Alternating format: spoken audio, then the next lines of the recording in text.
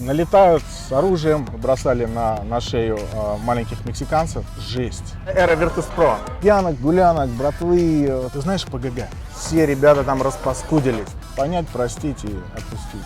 Ждите.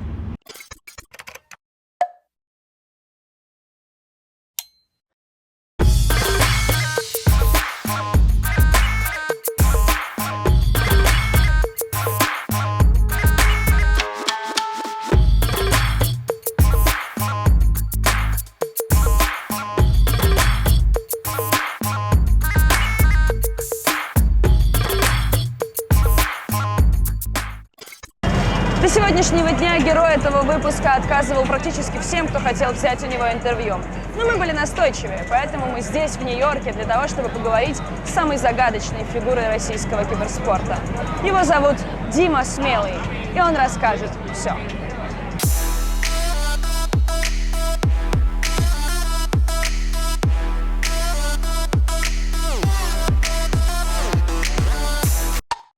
Вот мы и добрались до нашего, наверное, одного из самых важных вообще гостей на канале, Дима Смелый. Всем привет. Привет еще раз. Я очень рада с тобой познакомиться лично.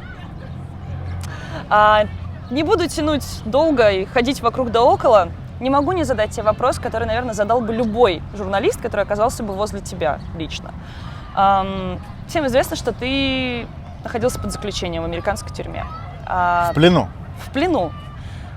По какой причине, как звучала мотивация этого решения? Самая крупная хакерская группировка, 300 миллионов ущерба. Ну, так получилось, да. А сколько в итоге времени ты провел там? В районе 5 лет. Сколько грозило? Грозило много. Насколько я понимаю, помимо ограничений именно вот в свободе конкретно, были еще последствия, которые вот дальше распространялись уже на твою жизнь. Что еще тебе грозило, вот помимо того, что находился под заключением? Грозило не видеть семью, грозило никогда не вернуться домой, грозил огромный долг, который, в принципе, они на меня повесили. 302 миллиона. Уже меньше. Чуть-чуть вернул. Как удалось скостить вот этот срок? Как удалось меньше провести там? Грамотные адвокаты. Мне очень повезло с адвокатом в Нидерландах. Он мне сразу сказал: Дима, 97%, что ты уедешь, можно было бороться. Вот мой друг, он 3 года боролся, к сожалению, и это очень сильно повлияло на его результат. Вот. Я мгновенно, практически в первые 2 месяца принял решение, что нужно ехать, потому что это потеря времени, и оно, скорее всего, не зачтется. Вот. И я хочу поблагодарить этого адвоката, который правильно подсказал, потому что можно было упереться и разбить голову об стену. Я считаю, что решение было правильным. Я видела американские тюрьмы в кино. Естественно, у меня может совершенно отличаться представление. Расскажи, как это as is. А какое кино вы смотрели? Ну, я не знаю, там, Prison Break, вот это все. Prison Break очень близок, он такой, он живой. Ну, чтобы рассказать об американской тюрьме, наверное, надо рассказать об нидерландской. Вообще, как это случилось. Да. Рано утром мы с моей женой сели на автобус в Бельгию, в Брюссель. Автобус тронулся. И как бы ничто не предвещало такого развития событий. Значит, его блокируют спереди, сзади, справа, слева. Открываются сразу все двери, и со всех дверей как будто брали какого-то террориста. Значит, налетают с оружием. Ну, знаете, есть 3 варианта. Испугаться, сжаться, драться. Драться было бесполезно, они были с оружием. Бежать было некуда, поэтому я замер. Моментально повязали. Успел сказать жене: Юля, это надолго. Звони всем. То есть вот 2 фразы, нас растаскивают, наверное, то есть все, я в машине. Она успела предупредить моих друзей в Москве и моего друга, который остался в отеле. Да. То есть она молодец, она сделала все правильно, но результат мы знаем, его тоже задержали буквально через несколько часов. Вот. Заключение в Нидерландах — это как неплохой санаторий в Советском Союзе. Я был, у меня папа был в милиции, работал, вот, поэтому мы ездили в такие места интересные. Значит, у меня был телевизор, PlayStation, кофеварка, микроволновка, душ. Я заказывал из супермаркета. Невероятно вкусные продукты. Я прям маме пишу, говорю: мам, ты не поверишь, так вкусно. Все хорошо. Пускают на кухню, стейк, заказываешь себе стейк, приготовил. То есть, ну, я спрашиваю у этих, их даже вертухами назвать нельзя, потому что они как консьержи, как вот в гостиницах, люди, которые тебе помогают. Нянечки. Нянечки такие, дяди. Нидерландцы, они же, датчане, они высокие. Да. Вот. Но они такие очень добрые, хорошие. Говорю: а что ж происходит у вас здесь? Они говорят: ну, у нас задача какая? Сделать так, чтобы ты исправился. Я говорю: я бы, ребят, с вами остался, но мне надо ехать. Вот всем блоком меня провожали вдаль. То есть они понимали, что мне грозит. И там каждую среду в 2 часа была программа Worst American Prisons. Такие русские, давай смотреть. Мне показывают жесть. И я думаю: блин, неужели я туда попаду? Ну, перелет был страшный тоже, цепи. То есть, Перелет под стражей, соответственно. да ты что там, 6-7 маршалов, таких здоровых дядек. Я говорю: зачем вас так много? Я ж согласился прилететь сам. Говорят: нам сказали, ты бодибилдер. Я говорю: ну окей, уважаю. Значит, обычный рейс, предпоследнее сиденье, сзади 2 человека, спереди 2 человека и вот по бокам. То есть полное такое окружение такое полноценное. Прилетаем сюда, попадаем, отправляют меня в суд. Судья уже ушел. Он говорит: ну тебе надо пару дней перекантоваться будет там-то, сям-то.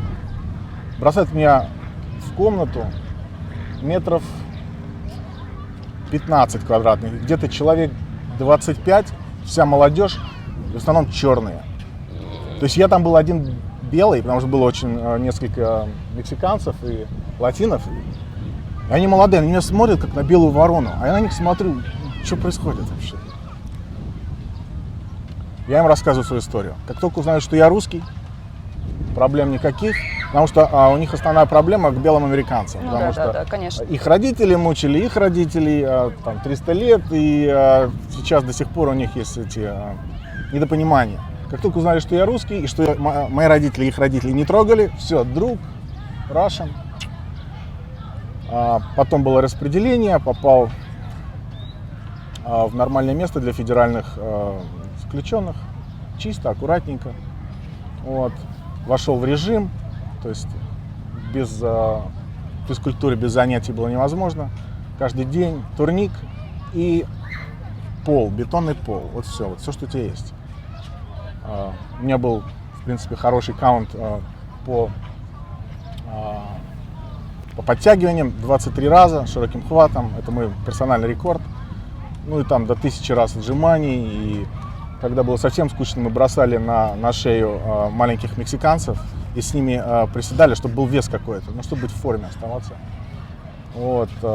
Знаешь, так и пролетело. Когда вот входишь в режим, оно очень быстро. Вот.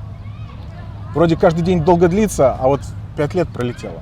Ты отдавал себе отчет, ты понимал, когда ты выкладывал вот фотографию Алаф Амстердам, что это может за собой что-то повлечь? Или это было просто как-то так, да, типа Значит, фотка и мой фотка? ангел-хранитель начал мне бить по голове еще в Москве. Были, вот знаете, такие флешбеки, которые вот прям вот ты чувствуешь их. Я их чувствовал, но не обращал внимания. Очень зря. Надо к нему прислушиваться, и тогда все будет получаться. Ну, в Амстердам ездят для чего? Чтобы погулять, покутить, да? Ну, вот я был на таком высоком или низком полете, там, когда я выложил эту фотографию, я, не думал. Кибертуризм развивал. Ну, ошибка номер 2. То есть, если просто туда прилететь, Возможно, на границе был бы контроль, но поскольку мы на автобусе через Бельгию, то все было бы очень красиво. Вот, не знаю, вот эти понты хотелось показать. Знаешь, Да. я в Амстердаме. Тупо отдыхаю, как говорят сейчас. Ну, я сам себя за это не уважаю, но так получилось. Уже не изменить этого. Вся жизнь перевернулась. Ну что сделать? Надо принять, понять, простить и отпустить. Двигаться дальше. А еще немножко про быт в тот момент. Это правда, что ты учил языки, находясь там? Учил. С испанским чуть-чуть у меня получалось. Китайский не было носителя, и невозможно было, в принципе. Ну вот у меня была стадибук. По ней я смотрю на этот иероглиф.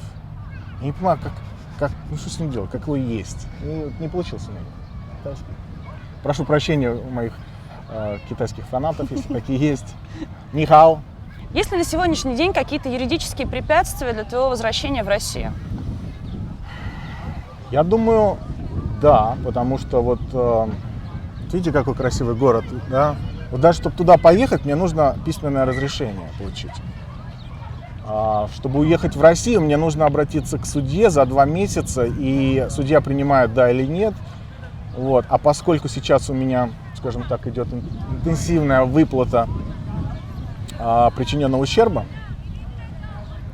то я подозреваю, что возможен отказ по этой причине. Скажет, он уедет в Россию и перестанет выплачивать. Ну, да. К сожалению, я не олигарх, у меня нет нефтяной вышки, поэтому я пока не пробовал.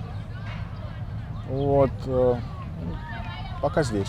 Да, друзья, маленькое пояснение. Мы сейчас находимся как бы не совсем в Нью-Йорке, мы немножко на другом берегу, мы в Большом Яблоке, но не на территории самого центра. Дим, ты много раз отказывал, и в том числе солидным информационным изданиям, в интервью. В чем Правда. причина? Ну, причина в том, что у них, как вам сказать правильно, интервьюер был недостаточно красив. Это я сейчас все сломалась. Спасибо большое. Теперь давай, собственно, про киберспорт, наверное, поговорим. Чего мы все о грустном и о грустном. Начнем с твоих отношений с Антоном Черепенниковым. Вот. Он прошел... Антоха, опять ты. Это она. Антон. Снег. Антон Черепенников прошел большой путь в киберспорте. Вы прекрасно знакомы. Что бы ты сделал, если бы ты оказался на его месте? Я никогда не окажусь на его месте, и он не окажется на моем. Он все сделал правильно, молодец. Победители не судят. Ты бы ничего не менял? Ну, микроменеджмент можно какой-то там где-то что-то. Но в принципе, как можно говорить о нем плохие вещи? Он привлек огромные инвестиции в индустрию. Он сделал огромные шоу, которые сейчас несколько раз в год проходят. Русская команда побеждает. Ну, человеку надо говорить спасибо. Он молодец. И еще ушел красиво. Следующая фигура — Костя Пекинер. Есть ли у тебя какая-то обида на него, может быть, что-то невысказанное за то, что случилось так, как случилось? На обиженных воду возят. Обиды никакой нет. Жду не дождусь, когда он выполнит свое обещание и приедет меня навестить. Потому что вот он обещал в 2012 году, там еще, не срасталось. Кстати, есть человек, который меня навестил, трижды. И когда я был за стеклом, и когда уже был на свободе, это Зерыч.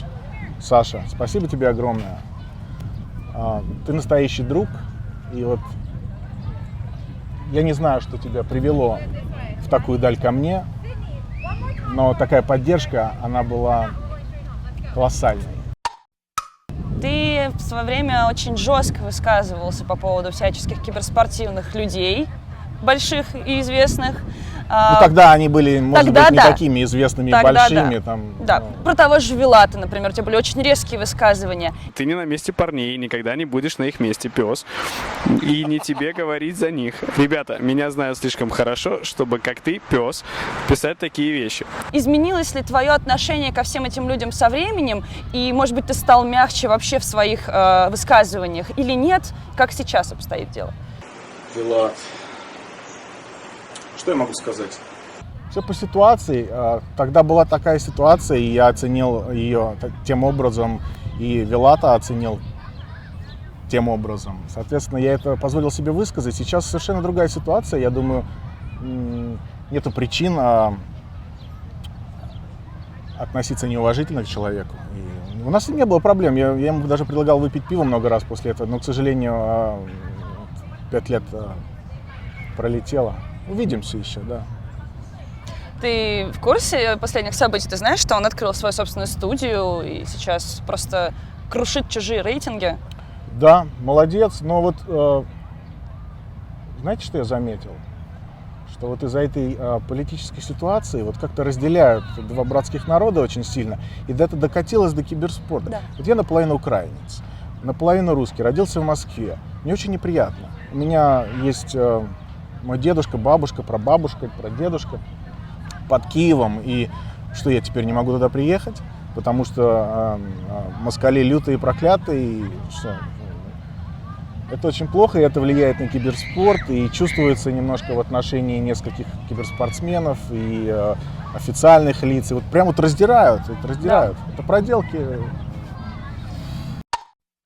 Насколько внимательно ты сейчас следишь вообще за киберспортом, и что из последнего увиденного, может быть, тебя особенно зацепило и впечатлило? Зачем ты следишь сейчас? Ну так, аккуратненько за всем слежу. Мне очень понравилось, как выступала молодая команда Flight to Moon. Как они разгромили в какой-то момент даже Virtus.soft, по-моему, да? Именно так и было. Я Антону пишу, говорю, вот если бы я их успел забрать, сейчас бы М5 наконец-то бы побила Virtus.pro. Он говорит, ну... А вот мне лично хотелось хакнуть Virtus.pro. Значит, Flight to Moon, молодцы. Винстрайком стали недавно. Да. Могли бы стать Moscow 5, но не сложилось чуть-чуть. Я не был готов их взять. И инвестор не был готов вложить деньги, которые они просили. Это не в ежемесячной зарплате, это нужно рассчитывать сразу на 2, на 3, 5 лет вперед, потому что я всегда относился как бы серьезно к труду ребят. Как бы я не мог им пообещать что-то, взять их на 2-3 месяца, не получилось выгнать. Все, это был бы epic fail. Слушай, ну сейчас еще Инт покажет, они отобрались туда, они едут, и кто знает, как изменятся их аппетиты и как поменяется все. Кстати, насчет аппетитов. Безумные цифры. Киберспорт в России раздут. Игроки забирают львиную долю спонсорских денег. Соответственно, что остается организовать? Я, кстати, вот пообщался со многими владельцами команд, послушал, что они говорят. Ну так туговато. Да. Знаете, что все должно быть честно и равномерно, иначе не будет получаться. Вот. Не то, что надо у них забирать зарплату, это значит, что спонсорские пакеты должны быть больше. А где их взять? Рынок СНГ, он достаточно такой суховатый. Вот если вот этих ребят зацепить, там будут, конечно, другие цифры. Вот. Но надо думать, как выйти на этот рынок. Может быть, я здесь не случайно. Понимаете, Да. если все происходящее, оно не случайно. Может быть, я здесь для того, чтобы открыть окно буржуйских денег в русский киберспорт. Или русских игроков в буржуйские деньги. Ну да. Буду черным кардиналом. Ну и давай, вот раз ты заговорил про М5, М5, как тебе больше нравится, Да кстати? какой год? М5 или М5? Moscow 5. Moscow 5. Раз уж ты заговорил сам про Moscow 5, с кем сохранились у тебя крепкие отношения с тех пор? Я думаю, со всеми. У меня со всеми были теплые отношения, и мне удалось их как-то поддерживать, как-то общаться. И после освобождения очень много ребят написало мне, девчонки писали, поздравляли все. И как бы со всеми. То есть они не утратили своего человеческого к тебе отношения, и никак это не повлияло на их респект к тебе и все такое? Ну, холодок был от некоторых людей, но не от игроков. Вот. И я недавно встречался с Алексеем Мечетовкиным. Он здесь, Алексич мой лучший игрок League of Legends, мой чемпион. Вот. Я катался по Калифорнии и заехал к нему в Лос-Анджелес. Пообщались. Было приятно его увидеть. Он вырос такой, возмужал такой. Ты не выстраивал какую-то, знаешь, многие руководители SEO-команд выстраивают огромную лестницу до себя, и многие игроки Нет. даже их не видят Вот, кстати, вообще. вот это у нас вообще никогда не было. У нас прямой контакт, иногда даже прямое управление, вплоть до советов на карте в конкретный момент. Эдику, иди туда, убей его, на Зиге. Там, вот микроменеджмент, он, вот как, знаете, как вот, когда иногда президенту России, Владимиру Владимировичу, приходится вот спускаться на уровень и звонить каким-то должностным лицам, и прям вот у него тоже получается. И у меня получалось. А было такое, что к тебе в Америке на улице люди подходили и тебя за Moscow 5 благодарили? Был прикольный момент. И парнишка был со мной в блоке. Он, когда узнал, что я Moscow 5, говорит, а ты знаешь ПГГ? Точнее, нет, не так было. Говорит, do you know PGG? Like, PGG? Он такой, думаю, ПГГ, что ли? Такой, PGG. Конечно, знаю. Кто же его не знает? Ну, он в доту играет, и друзья у него, естественно, они следили за топовыми игроками. Вот про него вспомнили. Удивительно, да? Про кого из своих игроков ты можешь сейчас сказать, что ты ими прям гордишься? Дося. Я знала, что ты скажешь, Дося. Почему? Ну, потому что он не бросил. Вот потому что он шпилит, и он зарабатывает сейчас очень хорошие деньги. И молодец. Вот горжусь. Человек снимается в рекламе МТС, конечно. Да, я видел. Страшная реклама, кстати. Но Немножко не так, я ожидала его там увидеть. я там Досю даже не... Честно говоря, вот Я эти несколько глаза, раз это пересмотрела, какая-то тема. Кто это делал, я не знаю, но обижать никого не буду, но... Не айс. Дим, я уверена, что наверняка все-таки скучаешь по родине, и ты большой Очень патриот. скучаю, да. Да, и все это знают, какой ты патриот. Я не могла оставить этот факт без презента для тебя специально. Вот, мы привезли тебе вот такую вот вещь в честь чемпионата мира. Класс, спасибо И большое. вот здесь вот так вот. Номер 1. Смелый number one. Still first. Супер вообще, спасибо большое. Благодарю. Пожалуйста, я надеюсь, что ты сейчас уже переоблачишься Да, обязательно сейчас прям по-свойски. И По-свойски. продолжим. Друзья, я путешествую по миру в поисках новых героев для своих выпусков не одна. В этом мне помогают мои партнеры, букмекерская компания Parimatch. Можно сказать, что в Нью-Йорк мы тоже отправились вместе, потому что приложение на iPhone, как и на Android, легко можно скачать. Ссылки для скачивания в описании к этому видео. Ну и теперь самая интересная часть, ваша любимая, про деньги. Вам очень понравилась акция с 1000 рублей, так вот, эта акция актуальна до конца июля. Заходим на сайт Action PM, вводим игровой счет и ждем 1000 российских рублей. Это очень важная деталь, потому что российские рубли актуальны на территории Российской Федерации. Но для тех зрителей моего канала, которые не проживают на территории России, всегда доступен бонус при регистрации в ВК Parimatch по ссылке Dota2PM. Как всегда, все полезные ссылки я оставляю в описании к этому видео, ну а вам я желаю не проворонить эти легкие деньги. Немножко меняем локации, потому что сменили аутфит. Да, и очень патриотично. благодарю. Очень классная футболочка, мой размер. Спасибо. Мне кажется, просто мы выбрали фон попатриотичнее, получше, вот посимволичнее еще для этого нового лука. Продолжим, наверное, с тобой разговор свой. Да, с удовольствием. Если бы ты сейчас собирал составы, то по каким дисциплинам и кого бы ты добрал? Кого брал, это очень сложный вопрос, потому что сейчас получается, что не все доступны. Ну, Сейчас изменился сам механизм. Раньше можно было отобрать, ворваться. ворваться. Сейчас нужно соблюдать правила, ждать каких-то трансферов, платить какие-то невероятные деньги. Ну, поэтому сложно ответить. Ну, в Вот. идеальном мире, В представь идеальном себе. мире Counter-Strike я бы взял Досю, вокруг него еще 4 человек. А если брать Доту, то чуть сложнее, потому что, не знаю, вот Fly хорошая команда была, чуть-чуть упустили их. Ну, посмотрим, как они приживутся в новом доме. А помните, я сделал вот это видео, выложил, сказал, что вот coming back, maybe, maybe. Написал пост ВКонтакте, и люди начали писать. Мне пришло где-то 150-200 конкретных предложений от игроков. Пришло 3-4 конкретных предложения от спонсоров. Вот. И очень много от людей, которые хотят просто работать в проекте. Под твоим именем. Под не моим, а под брендом Moscow Five. Да. Поэтому я был удивлен. Всем спасибо за такое внимание.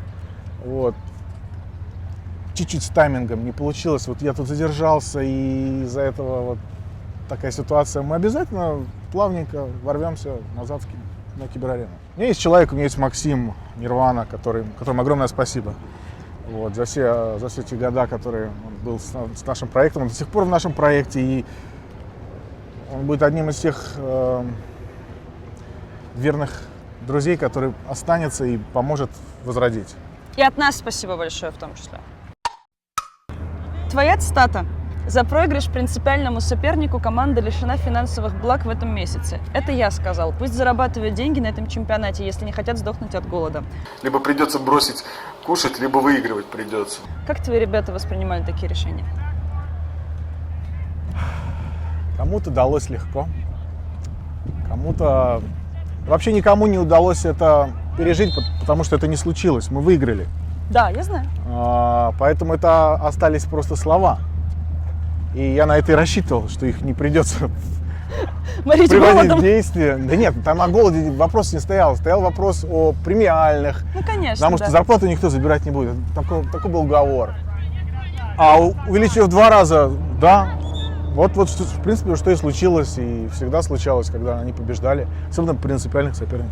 А были еще какие-то такие у тебя вот жесткие, из тех, которые мы, может быть, не знаем, и не было такой огласки в соцсетях?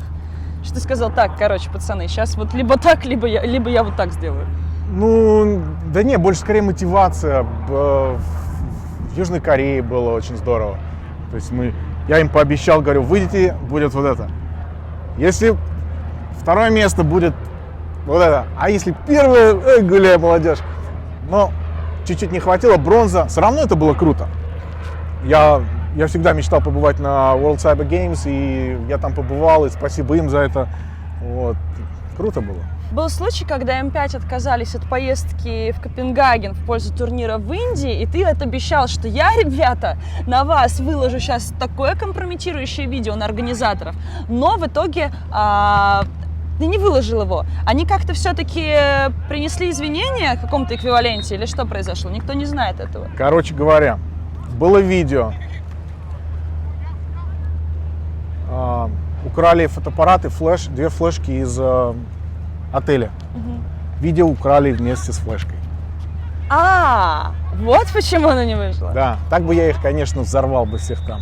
Ну смотри, много лет прошло. Что там было-то? Вот от чего так у вас там сгорело? Что-то было, что-то страшное было. Как-то мы их поймали на каких-то махинациях, и я не знаю, если бы это опубликовали. Ну, там страна непонятная, ну Индия, ну все. Ты же вот следишь сейчас за турнирами, насколько сильно выросла вся организация? Какой, может быть, турнир тебе кажется просто самым офигительным сейчас? Ну, конечно, эпицентр. Ну, конечно. Не, ну все, уровень изменился, вся инфраструктура изменилась, и круто. Я вообще горжусь, что я принимал участие в киберспорте, и надеюсь, что буду принимать в нем в будущем. Но сейчас это очень здорово. Ты детям своим рассказываешь что-то о киберспортивных дисциплинах? Вообще, как ты им прививаешь культуру киберспорта? Ну да, у меня мой старший, он болел за Moscow Five, когда мы играли последнюю карту на чемпионате Intel Extreme Masters с составом League of Legends. И когда мы побеждали, он видел меня, мой rage, like Russia, и он тоже... Я тогда, кстати, говорил Россия, поправлюсь. Вот. Да, они следят, и им интересно, но правда они балдеют от этого Fortnite, вот эти движения все, и я пока мало что понимаю. Читал какие-нибудь материалы о себе в прессе? Видел ли ты расследование на «Медузе» большое? Все читал, я читаю все статьи, все расследования, все комментарии, всех выписал, те, кто хейтил меня, особенно на kibersport.ru, всех запомнил. Ждите. Я тоже читала, я тоже запомнила. А тебя называют иногда, хотя не иногда, довольно часто тебя называют крестным отцом киберспорта. Как тебе такое? Мне очень нравится. Да? Смотрящий за интернетом, крестный отец киберспорта. What is next? Что будет? Что дальше? Как бы ты сам себя назвал? Дима Смелый. А я читала, по-моему, прямо на вашем ресурсе, на Moscow 5, было чуть ли одно из первых интервью, с тобой его сделали, и ты там отвечал на вопрос как раз-таки про то, что смелый. Слабую сторону показывать не намерен, душу страхи на зачатии. Изменилась ли твоя позиция с тех пор? Может быть, ты стал как-то вот У спокойнее? меня появилось более веское основание ничего не бояться. Я открыл для себя Бога и достаточно глубоко изучил материальную часть, Священное Писание. Вот. И когда с тобой Господь, чего можно бояться? Ты ходишь здесь в церковь? Да, здесь есть Русская Православная Церковь в Нью-Джерси. Мы периодически, раз в месяц хотя бы ходим. С детьми, как положено. Ну, вот этого очень сильно не хватало, потому что в заперти были только протестанты, католики, лютеране, а православной церкви не было. Но был очень хороший дяденька, пастор, или как они их называют. Он, кстати, был черный, афроамериканец. Замечательный человек, вот, он мне очень помогал, он мне достал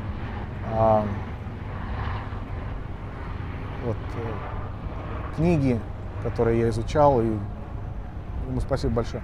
Я не могу, конечно же, не вспомнить вот эти прекрасные кадры, которые я видела, когда ты вот как раз-таки с флагом стоишь, кричишь там за Россию, за все вот это вот. Все отмечали твой патриотизм, все говорили о том, как ты топишь за своих. Хорошо! Давай! Молодец! Знаем, не знаем! Да! Что для тебя патриотизм? Это очень хороший вопрос, глубокий. Я считаю, что патриотизм – это желание добра своей родине и как минимум не причинять вреда. То есть, когда ты держишь в голове вот эти истины, то ты патриот. Потому что ты никогда не подставишь, не предашь свою страну. Даже если ты находишься за рубежом. Вот я так считаю. Чего тебе больше всего не хватает здесь, вдали от России? Братвы. Пьянок, гулянок, братвы, вот этой... У меня здесь нет друзей. Мы живем семьей. Вот. Новых очень сложно завести, особенно потому что другая культура немножко. Вот. Русскоязычных мы пару человек, пару семей нашли, мы с ними общаемся. Интересные люди, у всех своя судьба. Вот. Ну так, чтобы вот, понимаете, чувство локтя пока нету. Слушай, ну чувство мизинчика тебе сегодня предлагаю освежить в памяти. Мы прилетели в Нью-Йорк, предлагаю вот немножечко продолжить в неформальной обстановке, раз уж мы здесь. Наливай. Наливай. Уходим в закат.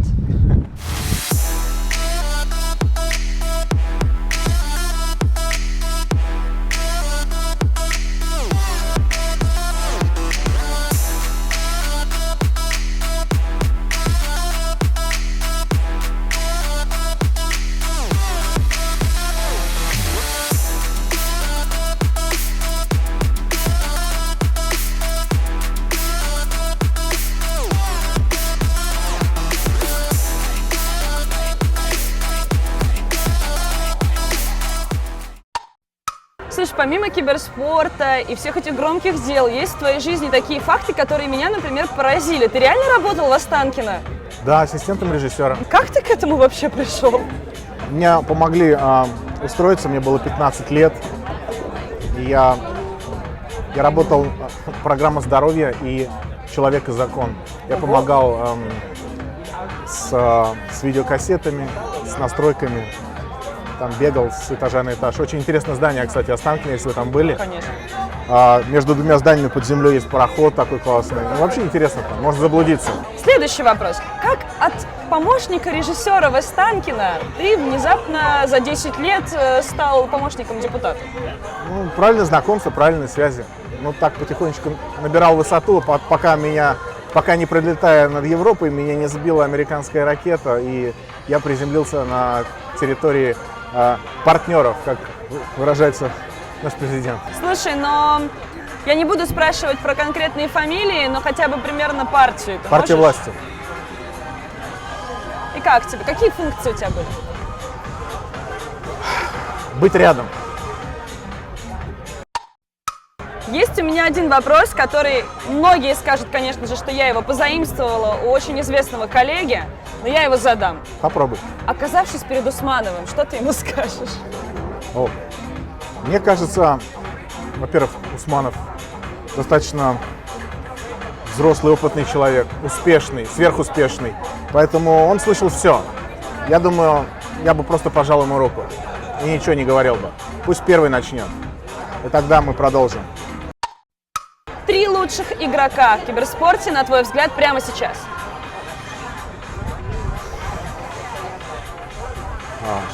Соло, Дося. Ну, и даже не знаю. Кого отметить, кто третий. Наверное, вот я Алексича всегда называю, его и назову. Вот классный парень, мне очень нравится. А лучший киберспортивный менеджер? Лучший менеджер, наверное, Дима Смелый. Лучшая киберспортивная команда в мире прямо сейчас? Virtus.pro. Спасибо. Спасибо. Ребят, я договорилась. Не, мне не платили, это честно. Они добились этих результатов, и они молодцы. И готов признать, что сейчас они хорошо стоят. Вот смотри, ты прожил уже приличное время в Америке. Ну, как бы, да. Да. Твои наблюдения, что тебе максимально комфортно здесь и что максимально некомфортно здесь?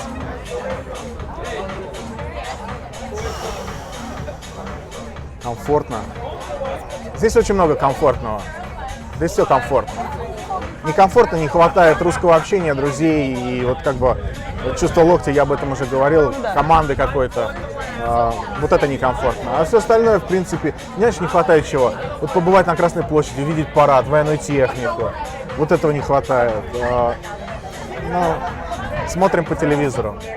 Пока Чемпионат что. мира. Чемпионат мира. Как бы я хотел быть там. Как я плакал, рыдал, когда была Олимпиада в Сочи, и я ее пропустил. Было очень трудно. Я шучу, я не плакал, не рыдал, но мне было очень грустно. Ну и самый главный вопрос вообще, который всех интересует. Вернется ли Moscow Five? Я думаю, да. Придет время. Что такое Moscow Five? Это наши фанаты, это наш бренд, это наша команда. Команда, скажем так, менеджмент. Это наши идеи. Оно живо. Нам нужны деньги. И я обращаюсь сейчас к потенциальным инвесторам. Вкладывайтесь, это выгодно. Мы знаем, что делать с вашими деньгами.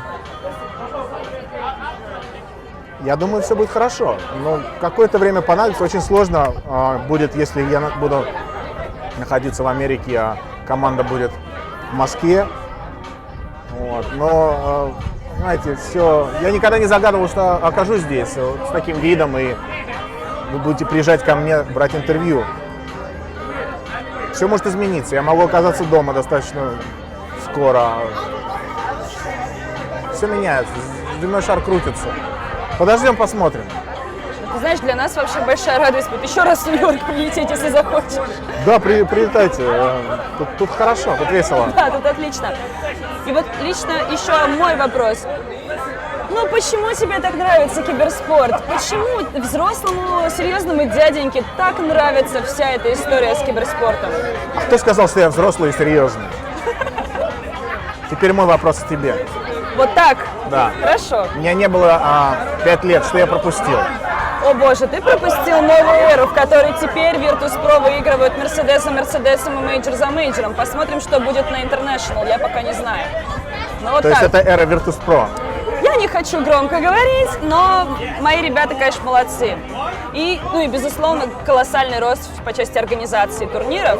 А я не могу тебе рассказывать за 5 лет, я все-таки год с небольшим работаю в индустрии. И я думаю, что да, скачок в организации, инвестиции, хайп, повсеместный хайп.